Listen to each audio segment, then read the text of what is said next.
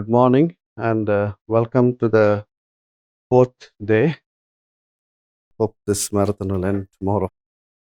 Yeah, thank you for bearing with us. And today we'll be looking at mostly on there'll be some small changes in the afternoon part.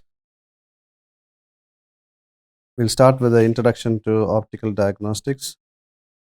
Second part will be optical methods for mixing and combustion.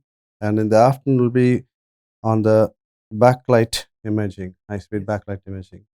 So what we're going to do tomorrow will come today and tomorrow. That's a small change there. Okay, so we will start.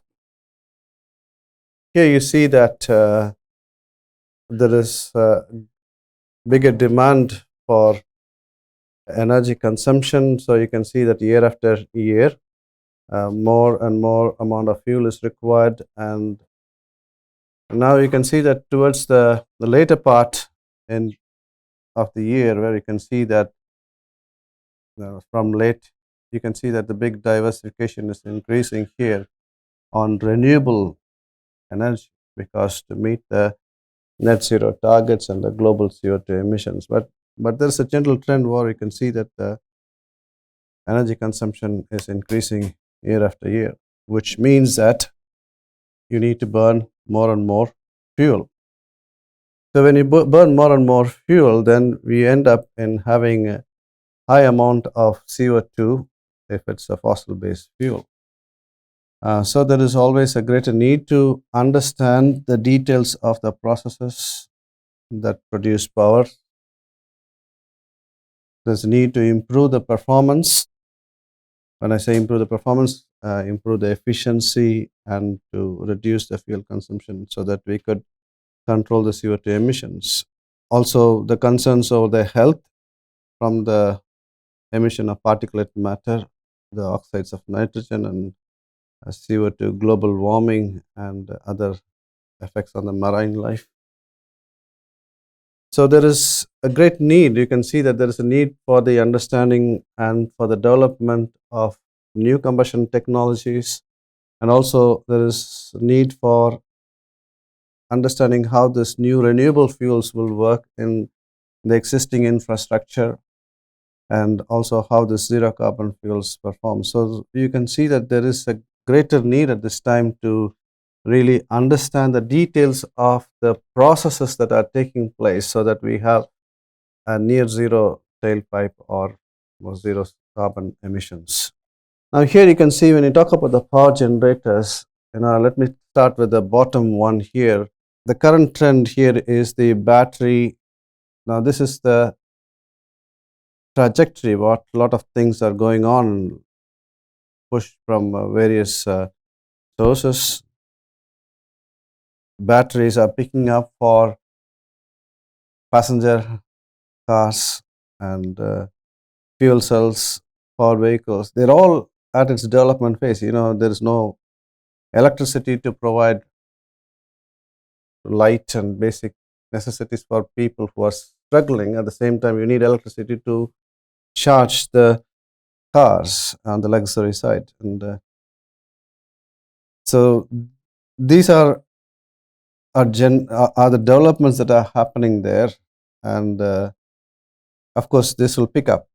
In the long term, this will pick up. But as of now, this fleet will continue with this internal combustion engines, not with the traditional fossil diesel fuel, but with more of renewable fuels, or with fuels could be dropped in to reduce the carbon emissions. But there's no replacement for gas turbine propulsion systems. So you have electrification is there, but only for short haul flights. You can have a very short haul flights, not for long haul flights. The gas turbines will be there. Rockets, you can't go with a battery in a rocket, yeah. And ramjet, scramjet engines, obviously you need a very high energy density fuel. Of course, boilers, furnaces, etc. So you can see most of the power generators work on some kind of traditional liquid-based or gaseous-based fuels. Now, when you talk about these sort of power generators, there are various processes that are taking place. some of things is what we are really working on the fuel injection and optimization is very important. How you break up the fuel, in how you mix the fuel, how the vaporization rate is, what's the local flow in the system, what sort of a turbulence is there with the mixture. You may form a mixture, but is it within the ignitable limit? So all of these things of real concern. One need to understand how the droplet breakup takes place, how the vaporization of the spray, bulk spray, or it is not the droplet level. The mixing of air and fuel, what's the mixture fraction that is present in the cylinder at the time of ignition, because that governs the ignition and the mixture formation and the soot formation and the other combustion characteristics. Pollutant formation, again, details of the chemistry. All depends on how the fuel and air mixes, and flow and turbulence and chemistry are the main parameters that govern a lot of the combustion and the subsequent emission formation processes. Now, we really need to understand these processes, what I mentioned here, like fuel injection, vaporization, all these things. We need to understand this. There are two traditional ways to understand this. One, take an approach of doing numerical investigations with the Navier-Stokes equations and use various submodels in the computational fluid dynamics. And the parallel route is experimental investigations. Where experimental investigations are so complex, then numerical investigations are beneficial. But again, how do you know that that is the right answer, that is the right solution? So you need some sort of experimental data to validate the models and the numerical results. So going to now focus mostly on the numerical investigations in this part of the course. So this is the flame Dr. Madan was really working on when he was there with us. And it's a very innovative type of fuel blend he made. It's a trinary mixture, which was making a lot of things in a very funny way. It starts, suddenly breaking up when it wants to break up. It doesn't want to break up. It doesn't want to break up. So just doing it in a funny way. So as a person who's conducting research, would like to know what sort of reactive species are formed, or what sort of chemical reaction species, intermediate species are formed. So one of the ways could be to insert a probe into the flame. But when you insert a probe into the flame, you basically end up in perturbing the flame, which means you alter the local flow field, you alter the reaction rate. So it may not be a true representative of what exactly is happening locally. But that is one of the ways to really probe into, to look at the different things that are happening inside, or what are the species that are formed in the flame. So another example is a thermocouple. So you still get some information, okay? And hot wire probes is another case, not in a reactive one, but you can get the flow field and the turbulence. Of course, there are some point measurements and so on, so limitations. The other alternative is non-intrusive measurements, which are supposed to be in situ measurements which do not perturb the local flow. And of them, we looked at yesterday, which is optical imaging techniques with the shadowgraphy and Schlieren, and natural light emissions, which when they were spraying and then the flame, and then you can also see the luminosity of the flame, which also talks about how much amount of soot is being formed. So you get a lot of information from that. And laser diagnostics is another stream of that measurements. It is a very vast topic.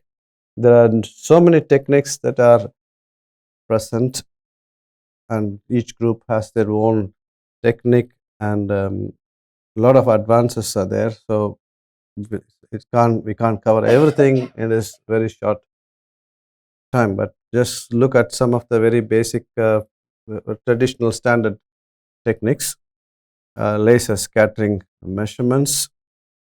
The advantage is that they are highly temporal and high spatial resolution with this laser diagnostics. So the techniques what we will be just briefly looking at, it's like just an overview, is scattering measurements, because they are very powerful, they're widely used.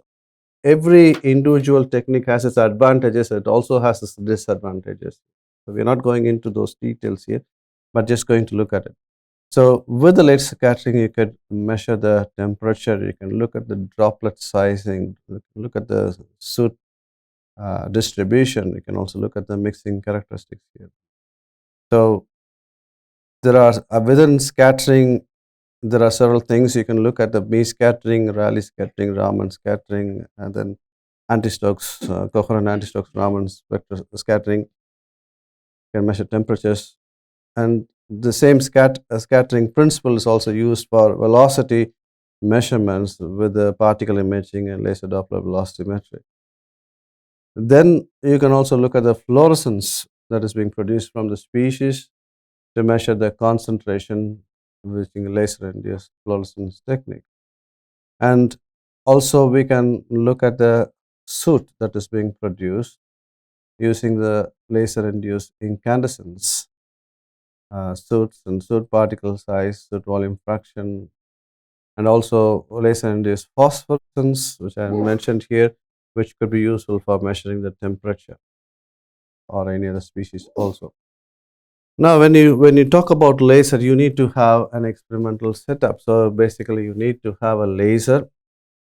And basically, I've just put some of the things what we have done before from our own work and some other people's work.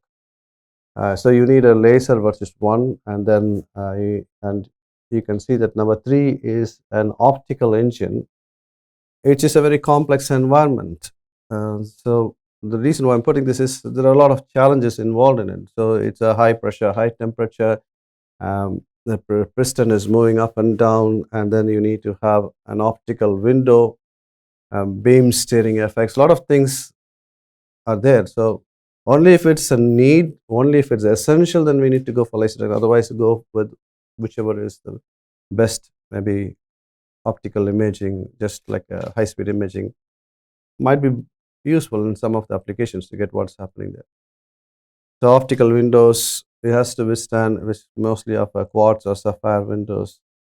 So only limited parameters can be obtained for a given measurement. So we may not get the full picture of it, but you can be able to get into some of the details what's happening inside. So the challenges is that you need high technical skills, and data interpretations are very crucial. Now let's look into this scattering part of it. But before we look at the scattering, let me look at it in a way like, let's say that you have a fluid, a matter here, and here is the photon, which is the light. Now, when this photon, the light, interacts with a substance, now several possible scenarios can happen. This substance can absorb the photon, absorb the light. That's one of the scenarios. This substance can transmit the light. That's another scenario. This substance can reflect some of the light. That's another scenario. And this substance can also scatter. So you can see that now there are so many things happening here, and now we're going to look at a substance going to scatter the light. So now this is what you see here, laser scattering measurements. Now again, let's now look at the scattering aspect of it. So here is a matter, a substance. When a photon interacts with it, then there can be two possible scenarios. Whether there is, during this interaction process, is there an energy transfer between the photon and the substance? If there is no energy transfer, then the light that is scattered is elastic scattering. Now, if there is a transfer of energy between the photon and the matter or substance, then there is energy either gained by this one or energy lost, or so that is inelastic scattering. So now you can see that the scattering itself is broadly classified into two. One is elastic scattering and inelastic scattering. So in elastic scattering, so the photon comes and interacts with the matter. There is no transfer of energy. The scattered wavelength will be same as the incident wavelength. That's what you see there. So the green light there is the green color is the light at which the laser is interacting with this substance there, and it scatters light. There is no transfer of energy. That scattering wavelength is same as the incident light. So that is what we see. Look at the scattering, elastic scattering. Now this elastic scattering can again be further classified into two depending on the excitation wavelength, which is the lambda, and the size of the particle at which we are trying to probe. Now, if the size of the particle is greater than the excitation wavelength, then it is called the Mie scattering. There's a big theory going on behind it, so which we are just going to look at the surface level here. And if the size of the particle is less than the excitation, then it is called the Rayleigh regime. So that is what we see as the Rayleigh scattering. And now let's look at the case where there is transfer of energy. So here is a photon coming in and it's interacting with the matter of a substance. Now this matter absorbs energy. Let's say it's absorbing energy. So low density of energy is scattered. Low density. So which means the wavelength is shifted to the right. Okay. So this is what you see here in the one here. So the wavelength is shifted to the right here. So here it is the Raman scattering. That's what it is. So the other scenario, the possible scenario is that the photon coming and interacting with the matter, and there is energy exchange. Now the incident light gains energy. So the scattered light is of high energy density, high density, and then that is in the lower wavelength, that is anti-Stokes. So based on this, we work on apply this in practical scenarios to try and detect various species that is being formed in the region of interest. It could be combustion or it could be just mixing and so on. Now let me give you some examples here. I said if the size of the particle is greater than the excitation wavelength, then there's be a lot of scattering there. Now this is what we call as a Mie scattering, is very helpful to look at the liquid that is being formed. When again coming back to the very initial slides, injection of fuel is very important to really control the combustion process. So we want to know how the fuel is being dispersed, how the vaporization rate, how the liquid length is. So for these kind of applications, the scattering is very helpful measurement. So we can measure the liquid from the Mie scattering part of it. Of course, we have to be very careful with these sort of measurements because there's always interference there. So if you really want to make sure what is the vapor distribution there, we need to go into the Rayleigh regime. Otherwise, you always have this Mie scattering. But at least you give some qualitative information about a vapor that is being formed. Otherwise, we can't see that. We can see only the liquid in the high-speed cameras or other things. You can't really see the vapor. But when we excite it with a laser in the Rayleigh limit, you can see the scattering signal to get some qualitative information on it. You can calibrate it to get some quantitative information. So on the right-hand side, you can see that each species that are present in the field of interest has a specific scattering coefficient. Scattering coefficient for air is different. Scattering coefficient for fuel is different. So using this, you can work out the mixture distribution, which is what you see here in the blue background one. Now, if you look at the one on the right hand side, the scattering is always proportional to the number density of the particle that is present in the system. So using this information on the number density, and if you know the pressure of the system, then you can work out the temperature.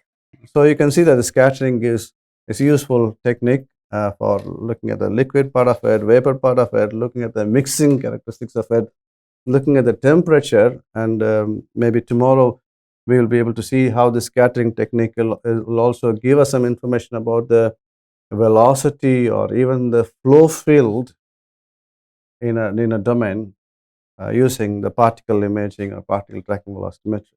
Now, let's look into this Raman scattering. As I said, that there is energy exchange that is taking place. So when you look at it in an engine environment, which is more complex environment, so depending on the measurements what we want to do, so you can see that basically what you see here is this the middle one is the spectrograph. The spectrograph, you can measure what is the wavelength at which certain species are scattering because of the energy exchange. So you use a laser to probe into the region of interest. Then, as I did explain, there is energy exchange taking place there.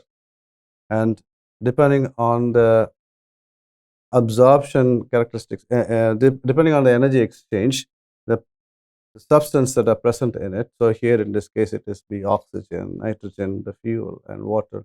They scatter. Okay, and that is being detected at particular wavelength, and then you can use this information to characterize what is the fuel air ratio inside the combustion chamber. Now again, you can see that this is varying during the compression stroke. So because you can see that the piston is moving up, here is a compression stroke, and then you can see the bang there, combustion, and then expansion stroke. You can see that the variations that are taking place in the combustion chamber. The next technique what we are going to look at it is the laser induced fluorescence, which is what also used for characterizing the combustion by measuring the species OH that is being formed. So it could be done in two ways, either through the excitation spectra or for the emission spectra. So in the excitation spectra, so you can vary the wavelength. Normally you use a dye laser and you vary the wavelength of this laser beam to, to probe into the species, to excite it to different electronic levels, and then measure the broadband detection. Or you can use just a detector to get the fluorescence emitted. So basically the whole idea is that when the laser hits the species that's of interest, it will move from its ground state to the excited state. And then from the excited state, it comes down to the ground state. In the process, it gives off fluorescence. And also phosphorescence also, but it's a long-lived phenomenon. Okay. And the emission spectra, what you see here, the emission spectra is that you don't vary the laser wavelength, you use a fixed wavelength at which the species can absorb, and then it goes to the excited state, and as it gives fluorescence, that is being detected using a spectrograph, where you can look at the different the peaks of the species at different wavelengths. If you know exact fluorescence emission, then you can put a filter and put a camera, and you can get. That is what they have done here. So they look at the filter and then put a camera and detected how this OH is spreading in a turbulent combustion environment. Now, you can probe into the species that is being formed in this combustion. That's normally OH or a CH or formaldehyde. These are the precursors for ignition that's formed in the combustion. Or aldehyde, but OH is the reaction itself. But you can also use this laser induced fluorescence technique for measuring the mixing characteristics in a jet. Okay, so here you can see either in a liquid jet, here it's an air jet. They mix the traces, what you call as the traces, fluorescent traces, acetone, biacetyl, there are pentanone. there are several traces. The important thing when we choose a tracer is to make sure that the core precision characteristics of that tracer is same as that of the field. Otherwise, you measure something what is not relevant. And then you excite that species and measure the fluorescence. That will give some information about the distribution of the vapor in the system. Now, there is also another system which we have done also, but we haven't published it. Maybe conference or maybe because of some reasons we couldn't publish it. In this is very common in diesel applications here. So, as we said that you have injection of fuel, then it is going to vaporize. If you want to look at the liquid and vapor simultaneously, then here you can see this is laser induced. This is called exciplex fluorescence, where you have two traces. One is naphthalene, other one is trimethylphenyldiamine, TMPD. So they mixed at different proportions along with the fuel. And in this case, we have to use a single component fuel. If we look at diesel, there are so many other species that can also fluoresce. They use a single component fuel, mixes TMPD and naphthalene in defined ratios. Then we use a laser. So you can see this laser here. Use it to excite it. And then you can see the fluorescence coming from a liquid as well as vapor. And then you put appropriate filter so that there's always crosstalk will be there. So you have to choose the range where you put the filter to minimize the crosstalk. So the laser is excited 355 nanometers, the third harmonic of the yak, and then you have this vapor closer to 400, and then the liquid with 550 in that range. Measure the both liquid and vapor. So here you can see that from the fugimeters group that they have measured it at different crank angles. Then you can see that there is no liquid at all at the TDC, mostly vapor. Now I will go into the next measurement technique, which is laser induced incandescence. Soot particle is present. It's an agglomerate. Now the principle is to use the laser, high energy laser, to heat up the soot particles. Now, when the soot particles get heated up, then there are possible scenarios that can happen here. Sublimation can happen, and these are cooling mechanisms. The particles they raise, the temperature increases, and then they cool. So there is decay rate involved in it during the cooling process. So that decay rate is composed of radiation, sublimation, and convection of it. So if we are to write an energy balance equation and to do this modeling of that process, then from the experiments, we will be able to determine what is the size of the soot particle and what's the distribution of soot particles in the system. So this is the basic principle of laser-induced incandescence. Use the high energy, high intensity laser to heat up the soot particles, raise the temperature, and follow the decay rate and fit the decay process. So again, this LI is valid in the Rayleigh limit of the soot particles here. So normally it's the fundamental of the YAG will be used in this case. So the principle is that smaller particles have higher surface to volume ratio. They cool much faster. This is from the simulation work what we have done. We have seen that, so if the particle size is of 30 nanometer, you're talking about primary soot particles which you can't see in our eyes. That's emitted from an engine. Then you can see that they cool faster. And then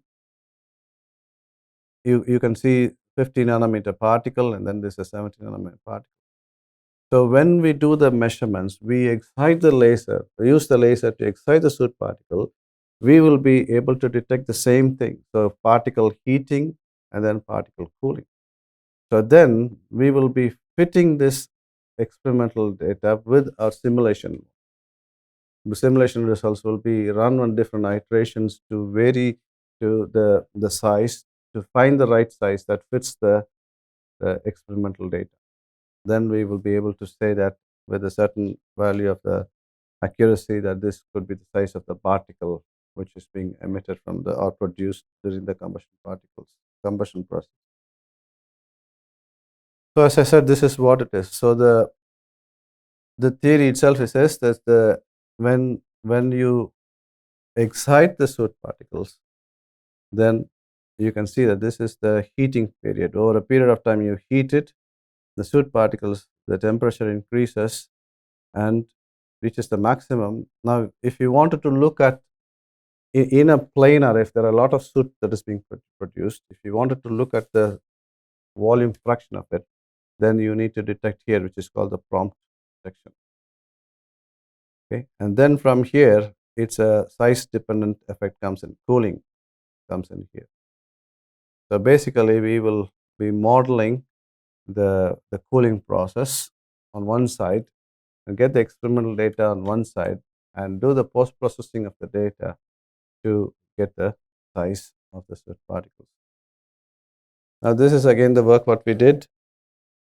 Combination, we work on the optical engine. So here we use YAG laser with 1064 nanometer, made a sheet, and we allow the sheet to pass through, and we were, so this is the engine, and here it's a window there in the piston, so we can also look through the window. It's also window here on the side. So the laser sheet goes through this side window. We will detect the heating of the soot particle and decaying of the soot particle at two different wavelengths. That's what you see here. But this is these are two photomultiplier tubes. This is the one which gives this signal. This is the one which gives this signal, heating and then cooling of it. And then we also simultaneously had this from the bottom view. We looked at both the planar soot volume fraction using intensified camera, and also we also used a high-speed camera with an intensifier to look at the general ray characteristics. Again, you see they had this image doubler there. So which means whatever is coming here, we split it into two, and then in one we looked at the OH chemiluminescence, other one we looked at the natural luminosity. So this is the arrangement here. So it's the engine here. So the laser goes in here. There is also a photomultiplier tube here, and through here is the camera. So this is able to give us a lot of information. This is a high-speed passenger car optical type of engine, single cylinder optical engine. So this gives us a lot of information about how the spray are injected, how the sprays are dispersed, how the combustion is taking place. So here's the lift off length. Initially, we could get the liquid length and then combustion taking place. And this is the swirl effect. You can see that, and the head vortex that is being formed, and soot oxidation regions. So we were able to get this information. At the same time, we were also looking at different fuels there. We used the normal ultra low sulfur diesel fuel and RME fuel. This was sponsored by Shell also. So we were able to look at how the OH chemiluminescence is being formed for different fuels, and at the same time we look at how the soot is different, production rate is different. So this arrow denotes the direction of the laser. So you can see that RME has consists significantly less amount of soot compared to diesel. And then this is from the planar laser induced incandescence, get the soot volume fraction. And then from the time resolved LI measurements, we were able to measure the particle size that is being produced. combustion. So here you can see that it's a crank angle resolved in cylinder measurements. Not going to talk much about it. This is a topic of Dr. Madan. A simple technique which I started with this schematic. Again, as I did say that this is a trinary blend. We looked at the effect of fuels. We blended fuels of varying compositions, and at times we can see that the fuel droplet behaves very strangely, and so we are trying to understand how this breakup is happening. We used a simple setup with the stratigraphy arrangement, and how this details of the breakup were all explored. It's much simpler setup, but you could get much useful information, and in fact this is more cited widely, and a lot of people start working in this area based on the work what Madan did and was there at Brunel. So finally, to summarize, we just looked at an overview of different diagnostics. It was basically introduction to optical diagnostics. So looked at the scattering technique, which is powerful enough to look at various aspects of getting the temperature, droplet sizing, so mixing, flow, flow field, and local turbulence. All these things you can get with the scattering. Incandescence will get the soot volume fraction, soot particle size, and soot particle size distribution also we can get to this. So in fluorescence, we can get the species concentration. That's of interest. So you can look at various species. Even NO can also be measured through fluorescence method. And optical imaging methods, photograph, flare, and natural luminosity, and backlight scattering. So these are some of the techniques which are widely used for detecting that which is of interest for individuals.